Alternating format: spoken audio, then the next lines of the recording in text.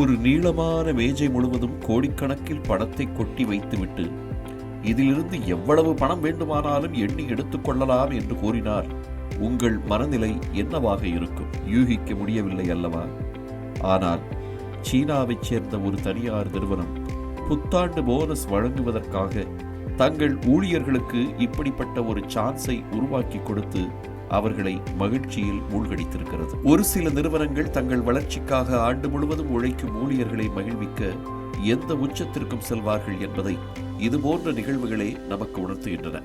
அந்த வகையில் கிரேன் தயாரிப்பில் ஈடுபட்டு வரும் சீனாவைச் சேர்ந்த ஹெனான் மைனிங் கிரேன் கோ நிறுவனம் புத்தாண்டை முன்னிட்டு தனது ஊழியர்களுக்கு போனஸ் வழங்க முடிவு செய்தது. அதற்காக அவர்களுக்கு சிறப்பு விருந்துக்கு ஏற்பாடு செய்த அந்நிறுவன நிர்வாகம் அங்கிருந்த ஒரு நீள மேஜையில் கோடிக்கணக்கான பணத்தை கொட்டி வைத்து 15 நிமிடங்களுக்குள் அதிலிருந்து எவ்வளவு பணம் வேண்டுமானாலும் ஆண்டு போனஸாக எண்ணி எடுத்துச் செல்லலாம் என அறிவித்தது.